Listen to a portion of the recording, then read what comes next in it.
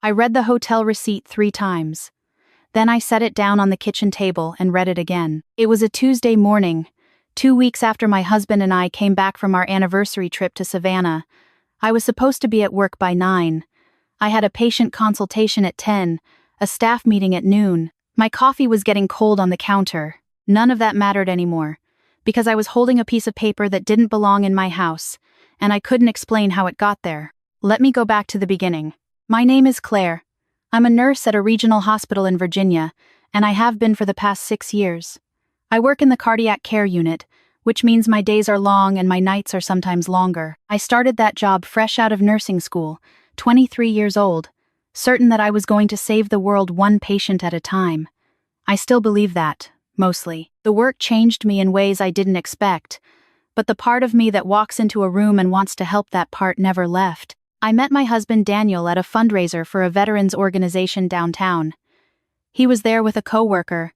I was there with my friend Renee, and we ended up at the same table for dinner. He was funny and quiet at the same time, which sounds like a contradiction but wasn't. He made me laugh twice before the appetizers arrived, and then spent the rest of the meal listening carefully while I talked about my patients, nodding like what I was saying actually mattered to him. I remember thinking, on the drive home that night, that I didn't want to forget his face. We dated for a year and a half.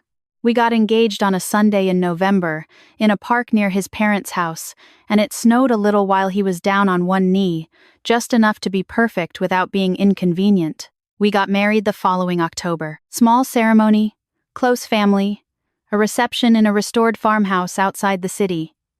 I wore my grandmother's earrings. My mother cried during the vows. My dad shook Daniel's hand for a long time after the ceremony was over, the way fathers do when they're trying to say something they don't have the words for. We were happy. I want to say that clearly, because what comes after could make it seem like we were never happy, and that isn't true. We were happy for a long time. Our 3rd anniversary was in October. Daniel had booked a long weekend in Savannah, a hotel in the historic district, dinner reservations, a ghost tour one evening because I'd always wanted to do one, even though he thought it was silly. We drove down on a Thursday and came back Sunday night. The weather was cool and the streets were full of leaves, and I remember thinking, walking along the river on Saturday afternoon with his hand in mine, that I was exactly where I wanted to be. When we got home, we unpacked, did laundry, fell back into the ordinary rhythm of our life. The following Monday, I went back to work. Daniel went back to his office. 2 weeks passed in the way that weeks do when nothing unusual is happening quickly, unremarkably, like water. Then, on a Tuesday morning, while Daniel was in the shower, I went into the coat closet to get my badge, which I'd clipped to my jacket the week before and forgotten about. The jacket was at the back of the closet, behind Daniel's coats.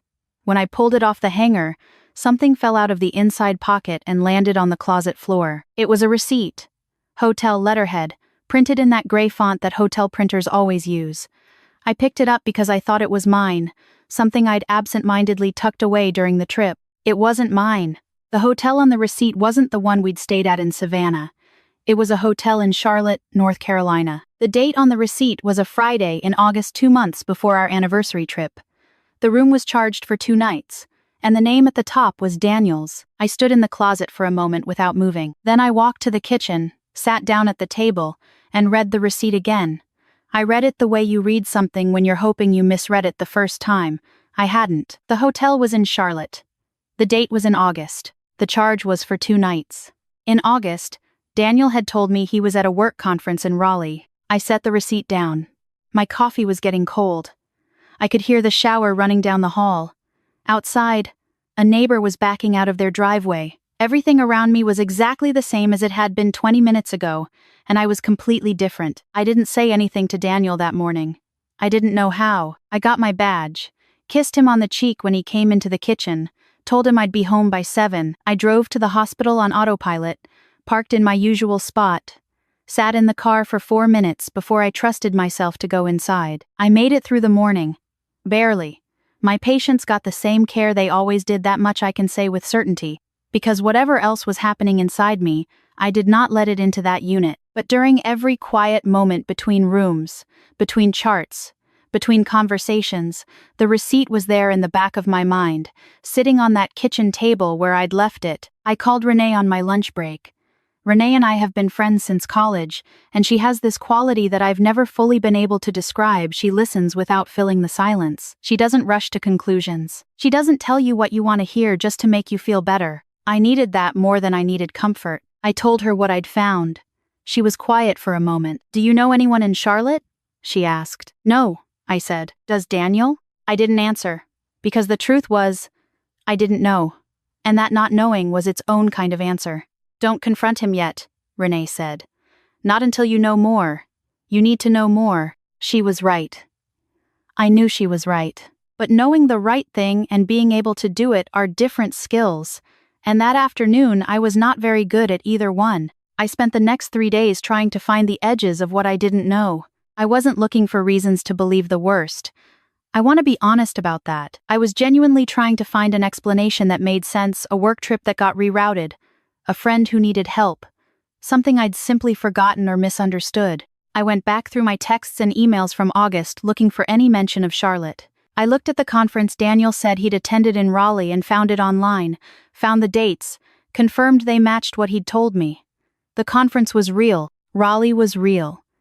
And Charlotte was 2.5 hours away from Raleigh, which meant it wasn't accidental proximity. On Thursday evening, I was sitting at the kitchen table after Daniel had gone to bed, and I opened his laptop to look something up for a patient. We'd always had each other's passwords. It was never a thing between us, never something either of us felt the need to guard. I wasn't looking for anything specific. I told myself that, but I found it anyway. In a folder inside his email, buried under a label I didn't recognize, there were messages. 47 of them. The earliest one was from February, 8 months before I was sitting at that table, almost a full year before that Friday in August. I didn't read all of them. I read enough. The name at the top of every message was one I didn't recognize. A woman. I'll call her by the first initial she used in her messages, L. The messages weren't ambiguous. I'm not going to describe them in detail, but I will say this. The tone of them was comfortable in a way that told me this wasn't new, wasn't accidental, wasn't a single mistake made in a moment of weakness. It had been going on long enough that they had a shorthand with each other, long enough that Charlotte wasn't the only trip, long enough that I had been living inside a version of my life that wasn't entirely real. I closed the laptop. I went to the bathroom and stood over the sink for a long time. I didn't cry. I wanted to. I think some part of me would have found it easier, but nothing came. I just stood there with my hands flat on the counter, looking at my own reflection, thinking that the woman in the mirror had trusted the wrong person, and had no idea how long ago that started. I thought about waking Daniel up. I thought about it very specifically. Walking down the hall, opening the bedroom door, turning on the light, asking him to explain. I could picture exactly how his face would look in those first 2 seconds before he had time to decide how to respond, that involuntary moment before the performance starts. I wanted to see that. I'm not ashamed to say that. But I also thought about what Renee had said. Not yet. No more. So I went to bed. In the same bed. I lay on my side of it with my eyes open for a long time, listening to him breathe. And I thought about the park in November where he proposed, and the snow that was just enough, and the way my dad shook his hand. I thought about Savannah 3 weeks ago, the leaves on the ground, my hand in his, thinking I was exactly where I wanted to be. I wondered when he'd last spoken to Elle. I wondered if he'd been on his phone that afternoon by the river. I didn't sleep very much. The next morning I called my mom. My mom is not a dramatic person. She grew up the daughter of a woman who survived a great deal by keeping a very steady head, and she inherited that quality completely. When I was 12 and I broke my wrist falling out of a tree, she drove me to the emergency room with one hand on the wheel and the other on my shoulder, talking to me calmly about what the doctor would likely do while I tried not to cry. She is the person I call when I need someone to hold the ground steady. I told her everything. The receipt, the emails, the dates, the folder with the label I didn't recognize. She listened without interrupting. When I finished, she was quiet for a moment, and then she said something I've thought about many times since. She said, "Whatever you decide to do next, make sure it's a decision you made, not one you were pushed into." I asked her what she meant. "I mean," she said carefully, "don't let anger make the choice. Don't let hurt make it either. Wait until you can make it yourself." I wasn't entirely sure I understood yet, but I wrote it down on a notepad I keep by the phone, because it felt like the kind of sentence that would mean more later. That was a Friday. On Saturday morning, Daniel told me he had to run errands and would be back by noon. He kissed me on the forehead before he left. I watched him pull out of the driveway. When he was gone, I sat down at the kitchen table, the same spot where I'd read the receipt 2 weeks earlier, and I let myself feel everything I'd been holding at arm's length: the hurt, the anger, the specific grief of realizing that the version of your life you thought you were living is not entirely the one that exists. I sat with all of it for about an hour. I didn't call anyone. I didn't look anything up.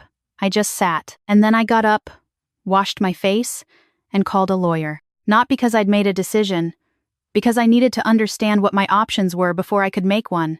The woman I spoke to was calm and practical, and she asked me questions in a way that felt like she'd heard this particular story before, which I found oddly comforting. She told me what I needed to know. I thanked her and hung up. Daniel came home at 12:15. I had lunch made. We ate together. He told me about his errands. I listened, and I responded, and I did not give anything away, and I felt, for the first time in 2 weeks, like I was standing on solid ground again, not because the situation had changed, but because I had. I didn't confront him that day. I confronted him 3 days later, on a Tuesday evening, after a shift that ended at 6. I came home, changed out of my scrubs, sat down across from him at the table, and placed the receipt between us. I didn't yell. I want to be clear about that, not because yelling would have been wrong, but because it wasn't what I needed. I asked him to tell me the truth. I told him I already had most of it. I told him I needed to hear the rest from him. He was quiet for a long moment. And then he told me. It had started in February, at a work event out of town. He said it had never been serious, which is something people say when they're hoping the word serious will do work it isn't capable of doing. He said he'd been planning to end it. He said he was sorry, and I believe he was not because sorry changes anything, but because I've spent 6 years learning to read what's real in a person's face, and what I saw in his was genuine regret. Just not the kind that's enough. I told him I needed him to leave for a while. He did. He went to stay with his brother across town. That was 3 months ago. I'm not going to tell you I had it all figured out from that point. I didn't. There were days in the first few weeks when I came home to an empty house and felt the silence in a way that was almost physical. There were nights when I questioned every version of the story, whether I could have seen it earlier, whether I had missed something I should have caught, whether any of it was somehow a reflection on me. My therapist, who I started seeing in November, spent several sessions helping me understand why that kind of thinking is both natural and wrong. It's a process. I'm still in it. But there were also things that held me up. My mom called every other day for the first month. Not to ask how I was doing, she already knew, but just to talk. About small things. Ordinary things, the way she used to when I was in college and homesick. Renee came over on a Saturday in December with takeout from my favorite Thai place, and we ate on the couch and watched a movie we'd both already seen.